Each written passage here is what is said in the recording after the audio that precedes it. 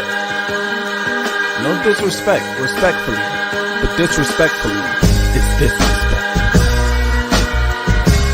Don't be disrespectful. Those vile, disgusting Spartans, poor little girl them. And I'ma tell them why I'm mad. That vile, disgusting cesspool in Columbus, the other state, and of course, as always, I'm upset. Maize and Blue Nation, it's Tom Brady. I co-founded Autograph with one mission in mind: change the fan experience for the better. That's why I'm excited to announce the release of a new app that recognizes the biggest Michigan fans. The Autograph Fandom app gives you access to the best Michigan content, fan challenges, and exclusive rewards for diehard Wolverines, all for doing the things you already do, like listening to this podcast. Head over to the Apple App Store and search for Autograph Rewarding Fans and download. Thank you all for attending tonight's Big Ten Championship game. A big thanks to Discover, the Iowa Hawkeyes for a great season. But most of all, your 2023 Big Ten champion, Michigan Wolverines. Woo! I'm the best there is. Woo! Woo! Woo! Woo! Woo!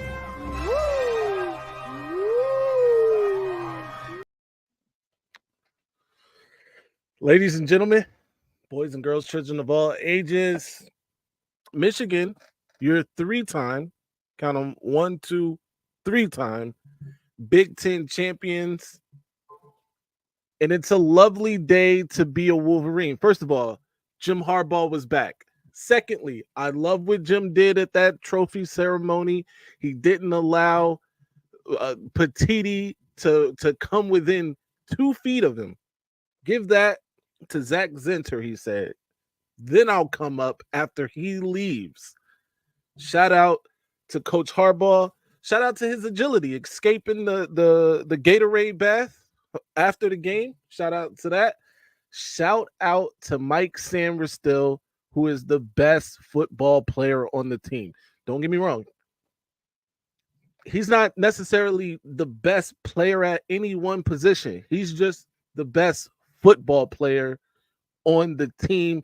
Mike Sanderstill caused 2 fumbles, had a pass breakup that should have been an interception. Mike Sanderstill gets that Archie Griffin Award. It hurts me to even say his name, but he gave it to Mike Sanderstill because he deserved it. He earned it. Let's talk about it. Make sure you hit that like button, share this live. We move on. Obviously, the offense wasn't great. We can be honest about that. The offense wasn't great, but we didn't expect that necessarily. Iowa's defense is serious after all. I told no lies in my last live. I think I was on with the week 0 guys when I said, I'm not worried about Iowa's offense. They have nothing to hurt us with. However, that defense is going to eventually give something up. It's inevitable. It's inevitable because they are on the field all the time. They can't not give up some points. Obviously, they did that. Michigan 26-0 winners. No question ever. This game was never in doubt. Let's get to it. JJ kept trying to go up the field. You can't do that against the Hawkeyes. That defense is designed to stop the passes. He refused to take the check down with his greedy dumb ass. I don't know about that. I mean, he was pretty accurate. He didn't have a lot of yards, but I do agree with he was trying to go down the field, and Iowa was not having that. He was accepting the check downs, though, in my opinion, not the check downs in the flat or anything, but it was a lot of little out routes and stuff like that. He was pretty accurate with that. He did put a couple balls in the hands of Barner and Loveland that they dropped. That would have been significant pickups, but for the most part, there were no lies there. I did think he took too many sacks. I didn't like the sacks he took. A couple of them could have been avoided, but we move on, right? Those who stay will three-peat. Facts. By the way, speaking of the three-peat, Jim Harbaugh made some other history, becoming the first Big Ten coach to win the Big Ten outright 3 years in a row. So Congratulations to Coach Harbaugh for that. Huge history.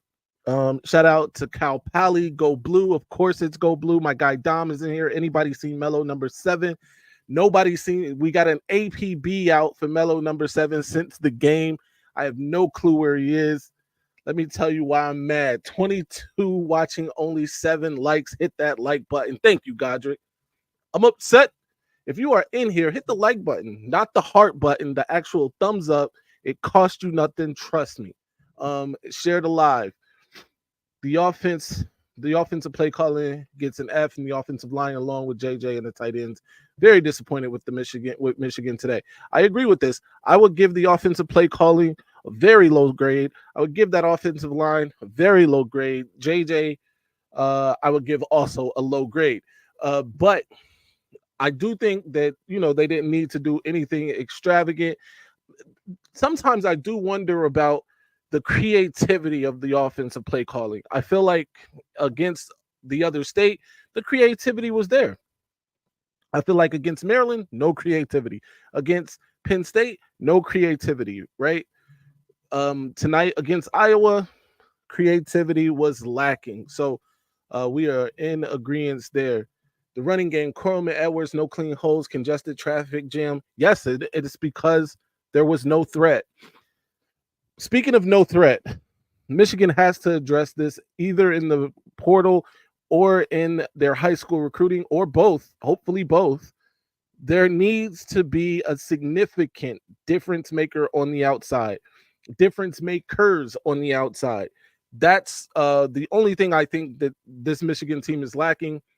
Maybe a little more consistent pass rush, but today that pass rush, even if it was manufactured with blitzes or something like that, but but even without the blitz, the pass rush was pretty decent today. But yes, outside threats, and I mean legitimate outside threats. No knock to Wilson, no knock to Kojo, but we need a difference maker. We need a Marvin Harrison Jr. type difference maker on the outside, and that would solve so many problems. If defenses had to account for one person on the outside that can break a game open, Michigan would never lose. Michigan would never be under threat of losing with the way that the rest of the team is built. No one negative thing to say. 3 in a row. You're kidding me. Hell to the victors. We won by 26. Absolutely. And I don't really have anything negative to say, except for, like I said, the offensive line, the play calling a little vanilla. But the most important thing is that we won 3 in a row, because Georgia ended up losing today, which sets up Michigan to be the number 1 team in the nation. This will be the first time Michigan is number 1 in what feels like forever. That committee, I think the committee convenes tomorrow. They're going to decide bowl games and where these rankings fall, where everybody falls. I think Florida State ended up winning today. Oh, it's going to be a doozy. But 2 teams for sure that have nothing to worry about: Michigan and Washington. And after that, good luck. I'm a person who believes in, Florida State finishing the season undefeated. I understand that they are without their starting quarterback. I understand there's some questions about the backup. Today they played with the 3rd string quarterback, but they came through. They won their conference. I think some credence needs to be given to that. That said, Alabama beat the number 1 team in the nation today, according to the CFP. And they only have the 1 loss to Texas, who also won their conference championship today. I wouldn't want to be in that room. It's going to suck for those people, but I don't really care because Michigan is through, and I don't care who Michigan plays. There are a lot of people that were like, oh, I hope we play Florida State. I hope we play Georgia. I hope we play whoever. I don't care who that team is. By the way, Georgia is not necessarily dead in the water in terms of this selection and who they deem is worthy of that CFP. Give me your thoughts. Let's talk about that. Florida State did win. I thought so. Trente needs to go to guard immediately. He's a run blocker. Why Michigan won't put him at guard, I don't know. But what would solve a lot of problems with the run block? So the thing is, Twan, that you got to pick your poison here. Trente is playing tackle right now because Barnhart is a dumpster fire at that position. I would much rather him be at tackle, Trente Jones, I'm speaking of, than Barnhart. But I agree he's better at the guard and the run blocking, but we can't put Barnhart at tackle, bottom line, and this has been working the best so far. Come on now, it's the holiday season. M3, give us so much of his time. Hit that like button, 54 here, 20 likes. Thank you, Dom. I appreciate that. It is the holiday season. It's a time for giving.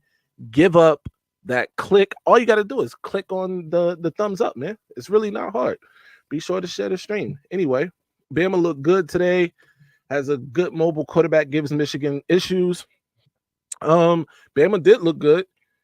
I can't deny that. And Milroe looks better week in and week out. I do think that they would provide some problems, but I think Jesse Minter had those guys ready to go. I'm not worried. I want, if that's who it is, give us Bama. I don't really care. As I said before, they try and move Alabama from number 8 all the way to top 4. If that ain't BS, I don't know what is. Yeah, so this committee did put Bama at number 8. However, Bama probably shouldn't have been at number 8. They probably should have been number 7 because they probably should have been ahead of the other state. But either way, they're going to be ahead of them now. I don't know, man. I'm just happy I'm not in that room. Bama they did beat the number 1 team in the country. You should get some credit for that. But Texas beat them. So Texas beat the team to beat the number 1 team in the country. Whatever. We'll see how it plays out. I'm not worried about it, though. Michigan and Washington at 1. Then I think it would be 3 Texas, 4 Bama. I don't even know what the or Washington is for. Michigan at number 1. Michigan should be number 1. Michigan should be able to pick their bowl game, which should be in Pasadena at the Rose Bowl. It would have been very nice if Georgia could have done what they were supposed to do and win the game. Then Michigan and Washington would have been 2 and 3. It could have been an old traditional Big Ten versus Pac-12 matchup in the Rose Bowl because I'm sure Georgia would have chosen. I think it's the Sugar Bowl is the other game. Just regionally, it makes more sense for Georgia to choose that bowl game. Michigan and Washington could have played in Pasadena for the Rose Bowl rather, and it would have been a really like old to that old Big Ten versus Pac-12 Rose Bowl rivalry. But everybody doesn't take care of business, and you get what you get. So we'll see what happens.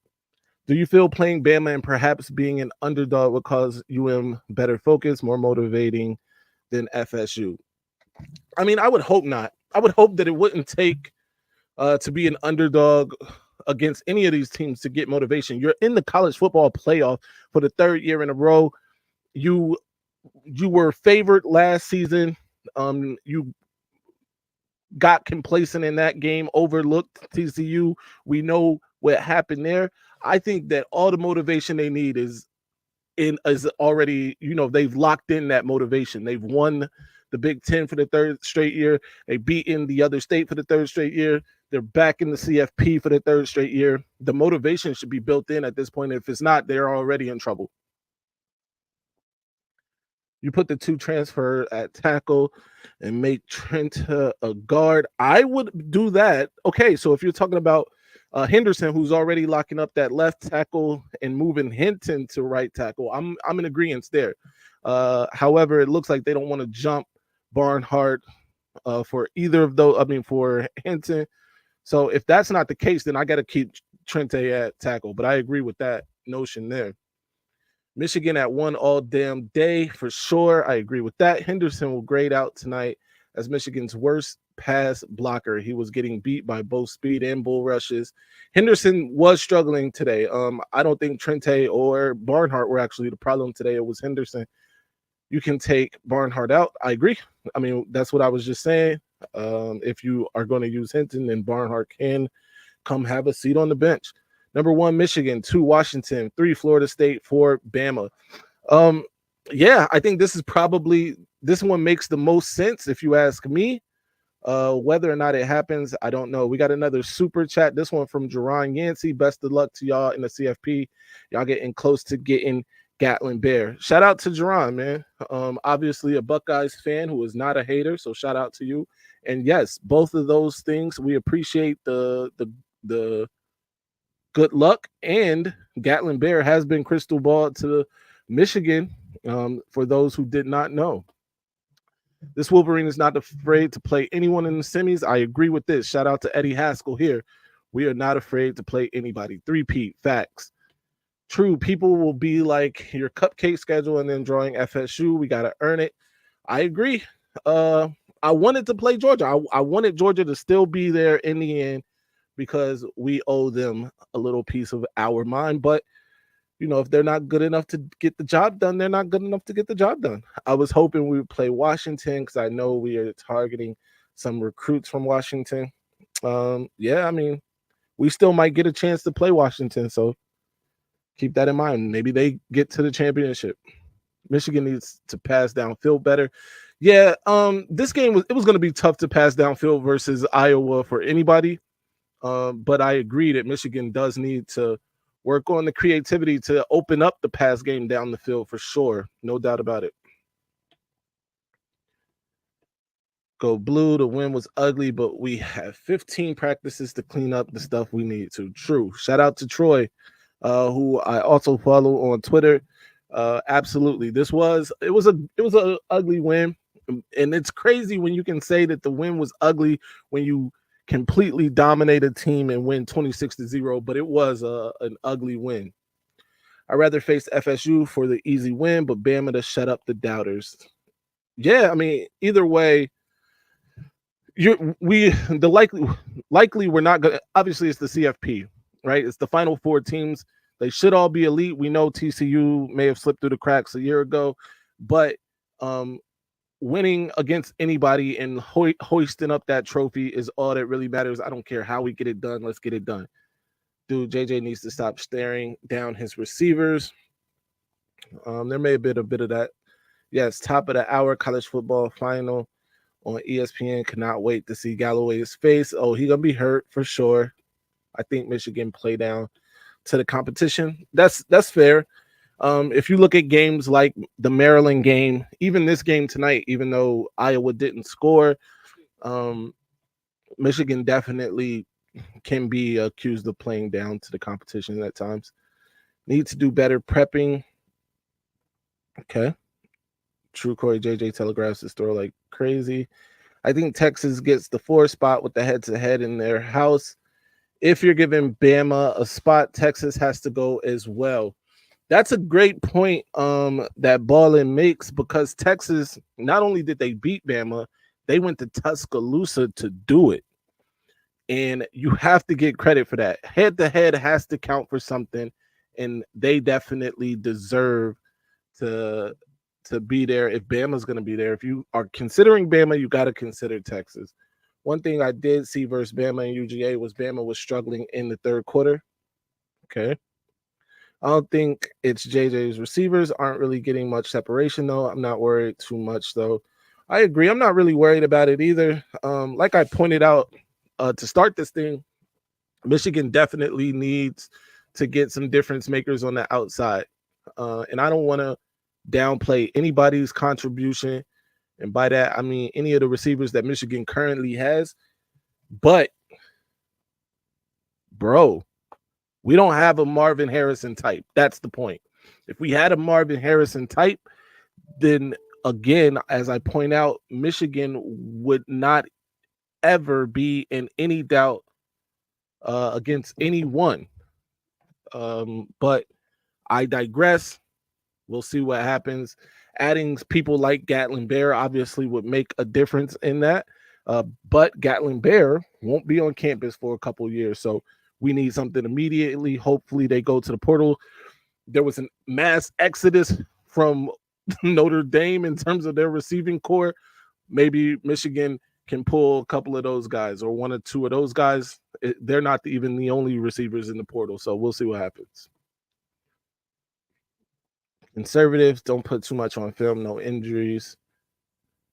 This isn't Michigan ceiling. Definitely, I agree. This is far from the ceiling. And even not putting a lot on film makes sense. I don't think that there was ever any doubt that they were going to win this game. They did keep it quite vanilla. So, it could be something to that for sure. JJ Hawking receivers, they're getting separation. The running game needs 7 to 12 yard games, not 2 to 6. That will fix the passing game. That will definitely help the passing game for sure. Yeah, some Notre Dame transfers will be good. They did what they set out to do, win in advance. Does not matter who we play. I agree with Lance. Win in advance. Be 1% better than you were the previous day. Move on. Not getting separation. Yeah, so that's been a problem for Michigan the last couple of seasons in terms of receivers not being able to get separation. But that's what recruiting's for. They got to get in that portal. They got to get some talent out of their high school recruiting. There should be, help should be on the way. Samaj Morgan, maybe play Samaj Morgan more, maybe play Tyler Morris more. I think there is some young talent on that Michigan bench, but Harbaugh is an old school guy. He likes to play his guys with that have experience, and an upside to playing guys with the experience is, they aren't going to turn the ball over as much, that sort of thing. So I get it from that standpoint too. JJ doesn't like checking down. We spoke about that. That's for sure. Not a huge check down guy. JJ wants it all. And sometimes it's detrimental.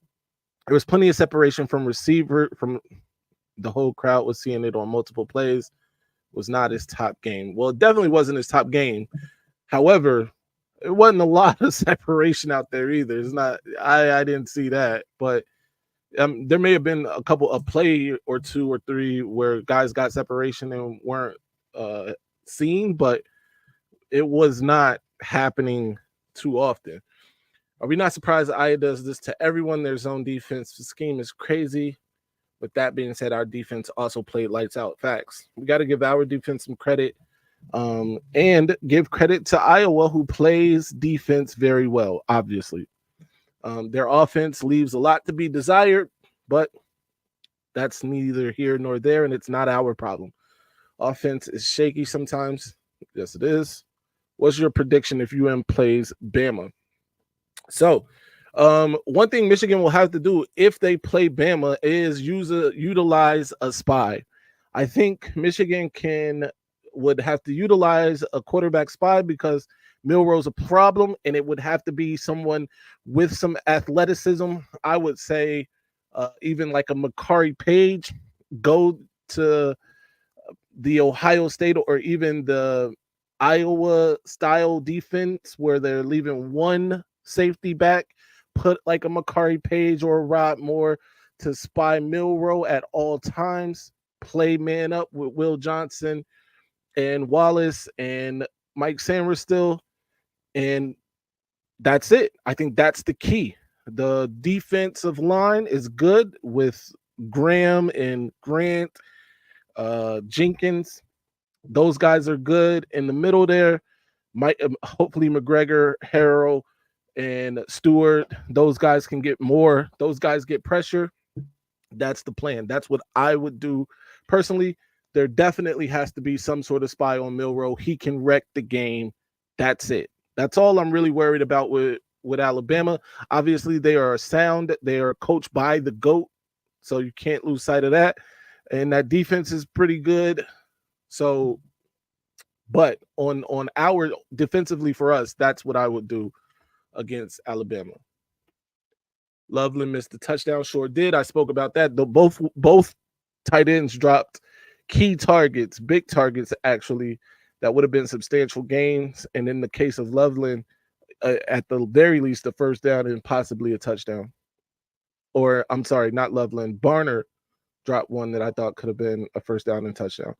Morgan also needs to get a little more cardio. But you're right. Loveland dropped the touchdown too on a slant that there was nobody back there after that. If Loveland catches that, he takes that to the house. Barner also could have, as big as he is, caught the first down and turned around, scored on that one. It wasn't much left to get to the end zone there. Exactly. I've been looking forward to seeing Clemens more. He's an underplayed receiver. Yes, I agree with this. And I think he may be a casualty for Michigan in the offseason, but we'll see what happens.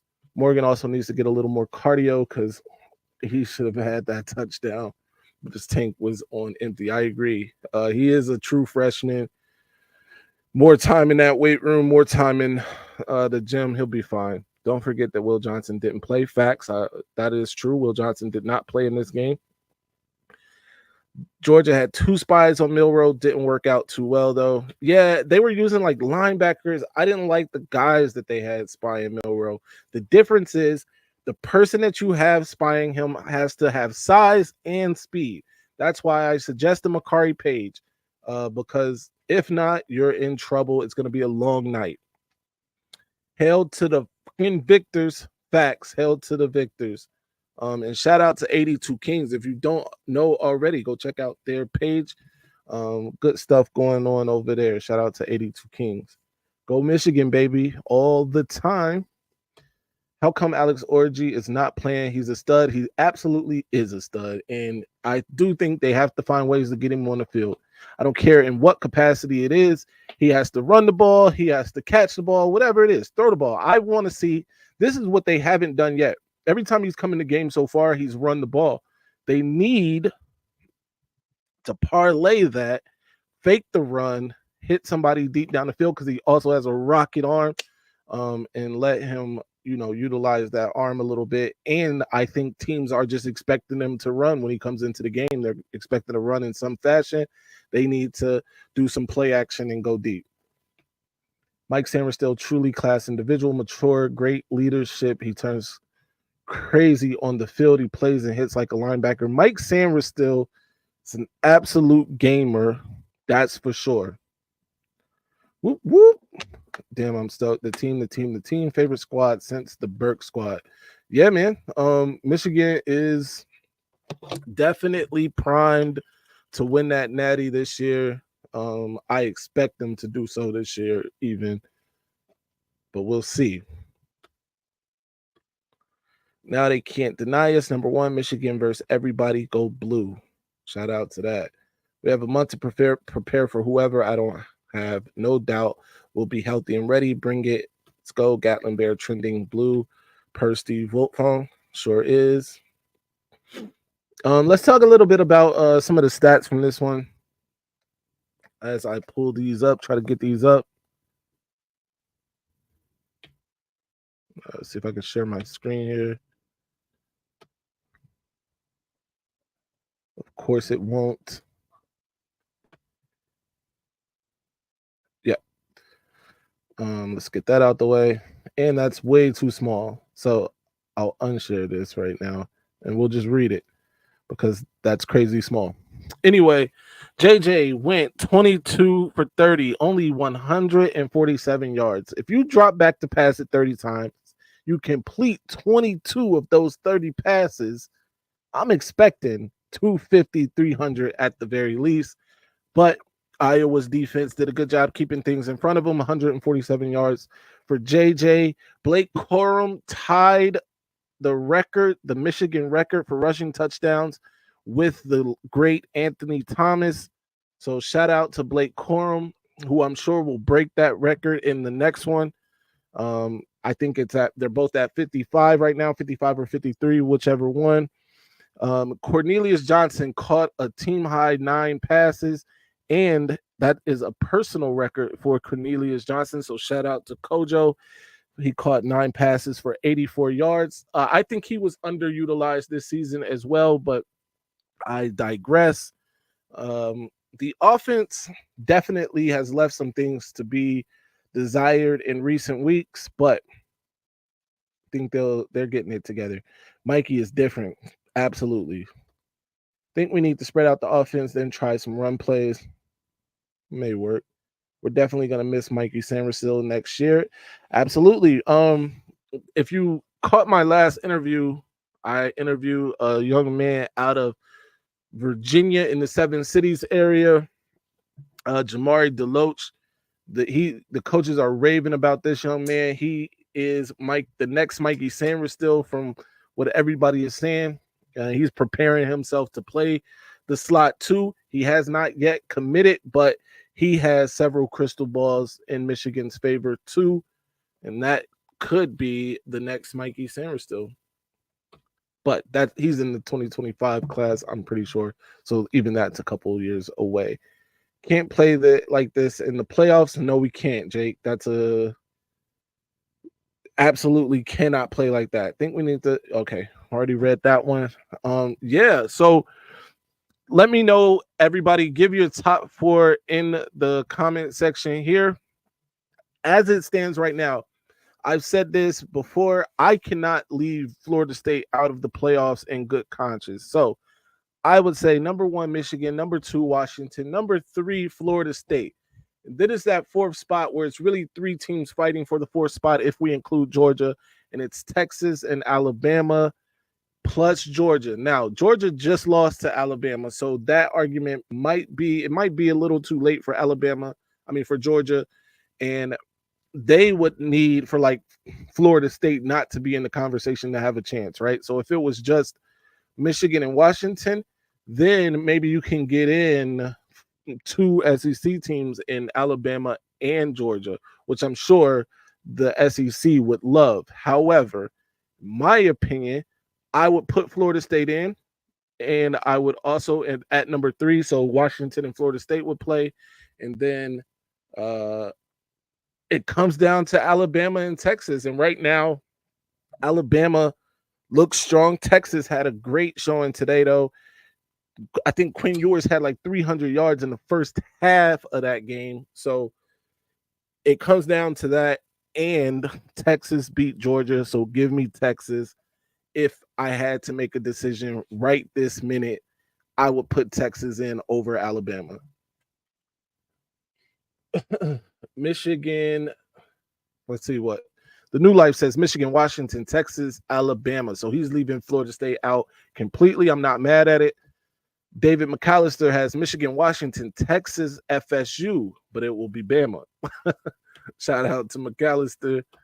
A person says Michigan, UW, Texas, FSU, or Bama. Not mad at that. Michigan, Washington, Florida State, Texas. This is what I have. Old Timer 56 and me are in lockstep here because this is what I would do right here. Best playoffs in a while besides 2021. I like the Cincinnati Bearcats in it. Back in 2021. Yeah, I thought they deserved to get in there. I can't see the committee leaving the SEC out. 1 Michigan, 2 Washington, 3 FSU, 4 Bama. Yeah, I mean, so I don't know, man. I don't get the whole SEC can't be left out thing. If the SEC handled business, right? If they had stood on business, this conversation wouldn't need to be had. However, Georgia already had a questionable schedule. As Joel pointed out, the best win on their schedule was against Missouri, who may be a little overrated. The same Missouri who got the doors blown off by LSU, who has lost 3 games. So I'm not really impressed with their schedule, number 1. Number 2, Alabama, who does have an impressive win over Georgia, lost at home to Texas. There are some people that's going to say that was week 2. If it was week 2 and that's the argument that you want to use, why even play the game, right? Sure, it was week 2. It was week 2 for Texas too. But the game was on the schedule. They played it, and one team lost, the other team didn't. And now those teams have the same record, and the team that beat the other team, some people are saying, isn't going to get in. That doesn't make a lot of sense to me. Aaron Brown says Michigan, Washington, Texas, FSU. I mean, that's cool. FSU is probably the weaker team, and probably should be number 4, but Who knows? If Michigan meets Washington, Penix is a huge concern. I'm not really worried about Penix. I'm not worried about Washington, if I'm being honest. They don't play well enough defense. Penix is good, but he's not going to kill us on his feet, with his feet, rather.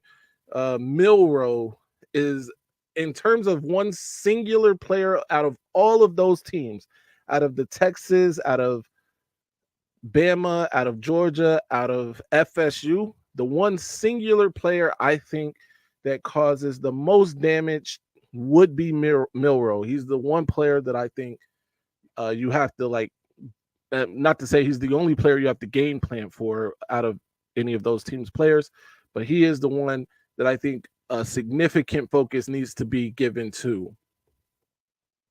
Do you really think FSU would beat Texas or Bama? I don't think. I don't know if this is a fair question,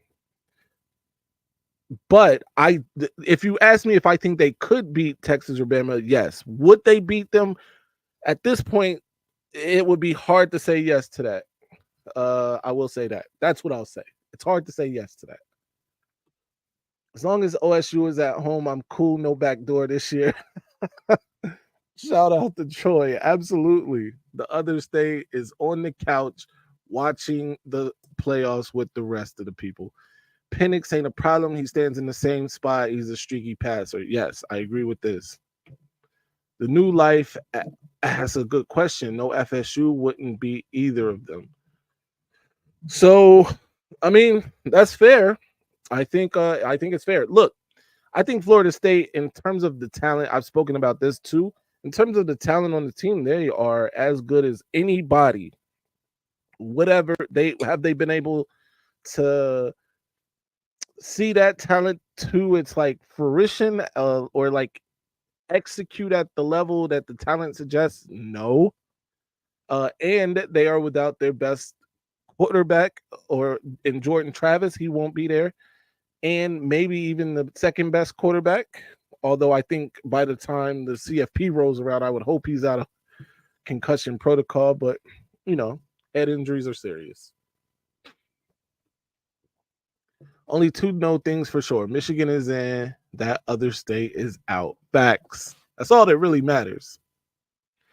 I just want Michigan to overlook FSU as they get to face them, and fear Bama if they face them. But I'm positive they won't be afraid of any team they face. Yeah, I don't think that's going to be an issue for Michigan. But how do you keep an undefeated Power 5 conference champion out? That's my point. You cannot, I think the legitimacy of this whole thing would be in question if an undefeated Power 5 champion is left out, especially a Power 5 champion that in their non-conference beat what was considered a top SEC team, a top team in another Power 5 conference. I just don't see it. I don't know. They're getting some help too, as somebody pointed out, because Clemson is ranked in the ACC. They just beat a top 15 or so Louisville team in the ACC championship. I think that may be their only other ranked win. I don't know. They didn't play North Carolina this year, I don't think. But the ACC was down this year. Wasn't a great conference overall, top to bottom, but they still won it. And not only did they win that, but they also won the biggest game on their schedule that was a non-conference game, on a neutral field, although that one was played in Orlando. So I don't see how you can leave them out. Texas lost a bad game. Alabama obviously lost to Texas. So Florida State doesn't have that problem. They don't have any losses on their record. I can't leave them out. I wouldn't leave them out. Michigan fixed the offense, will win the matter. Yep. Jeremiah Smith flip watch.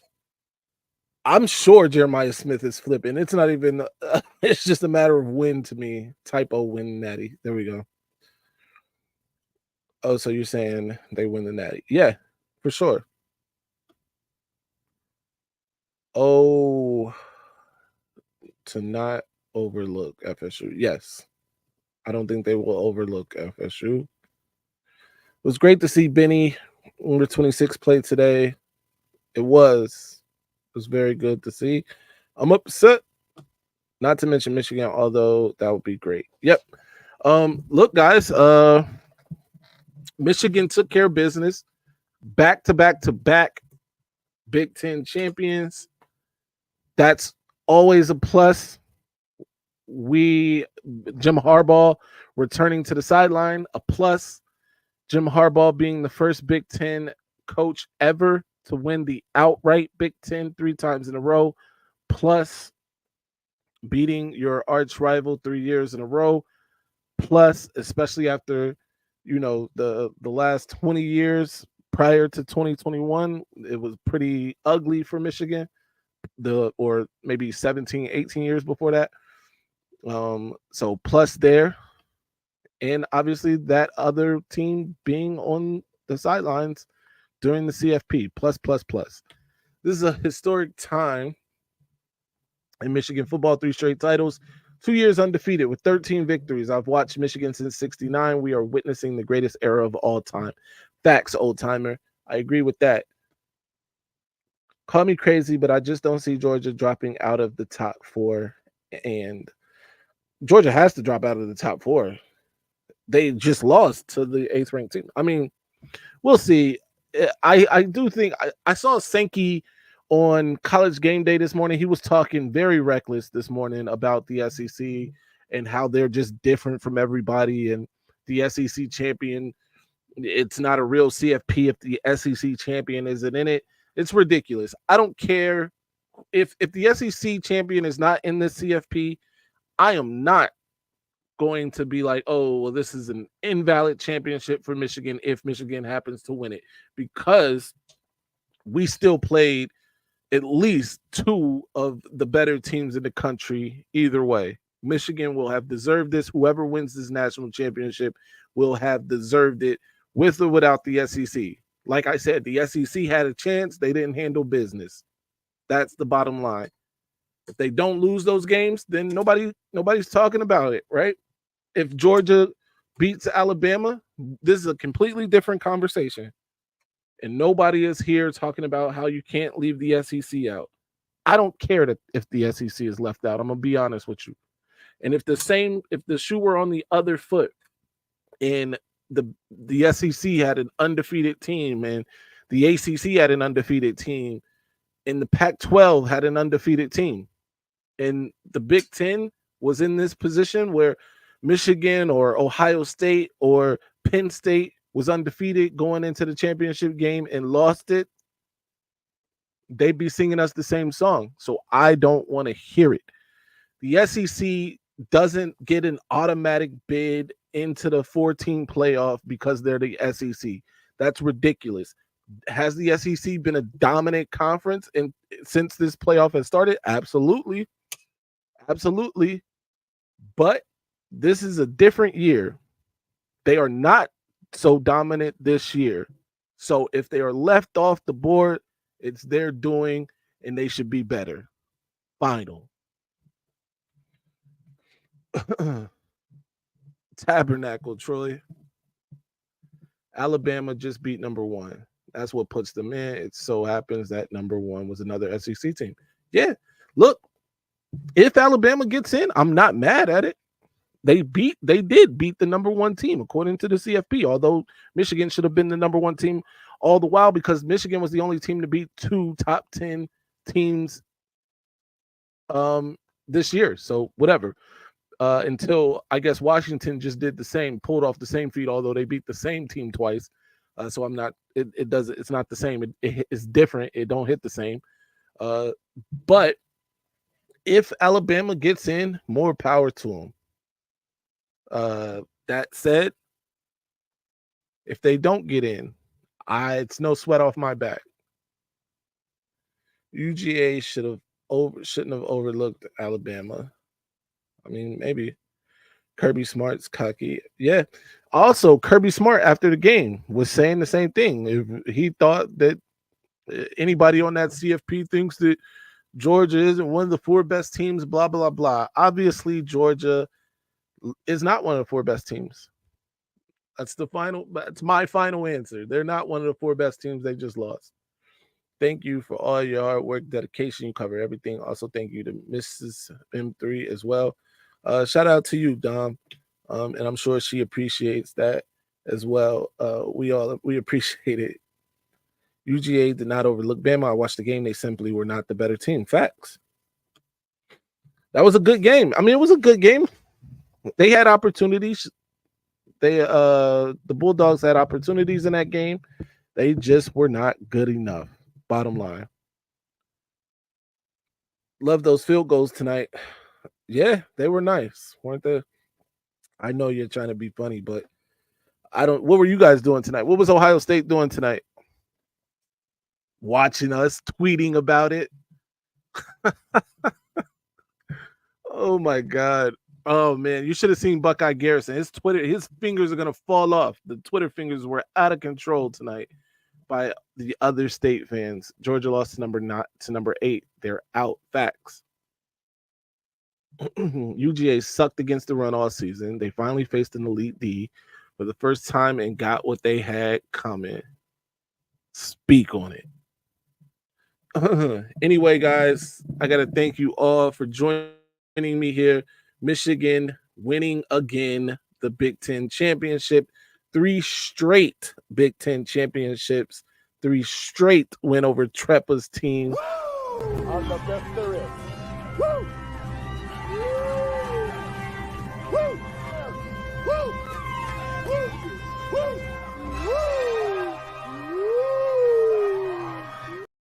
There's a new king on top of the hill.